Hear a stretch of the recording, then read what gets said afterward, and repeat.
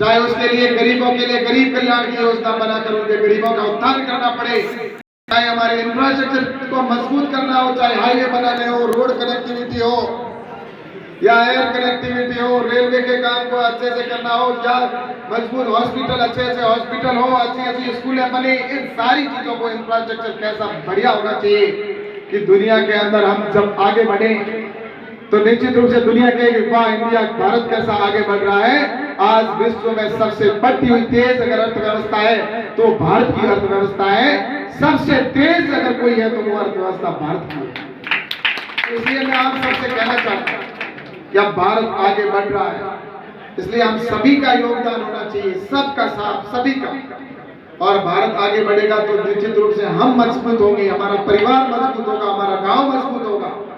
और इस गांव के सामने जो ऐसी बात करने वाले हैं, निश्चित रूप से मैं कहना चाहता हूं देश के लिए हमें सनातन को भी बचाना है।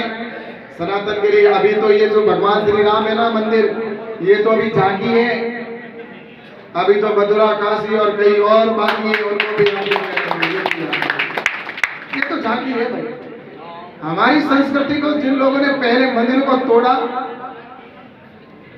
उन मंदिरों को क्या हम वापस, हमारा निश्चित रूप से हमारा सनातन धर्म है। इसके लिए मैं आपसे कहना चाहता हूँ सबका अधिकार है।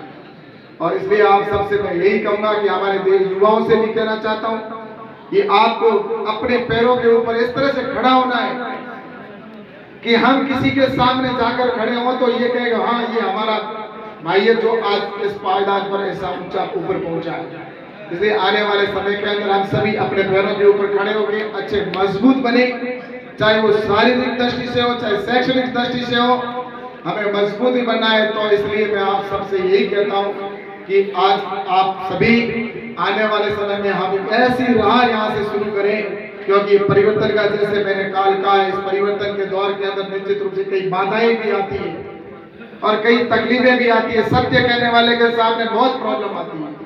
सही बात कहने वाला हर व्यक्ति अगर कोई कहता है ना सही बात, तो उसके लिए निश्चित रूप से मेरे क्या है, मन में जो आता है मैं सही कह देता हूँ।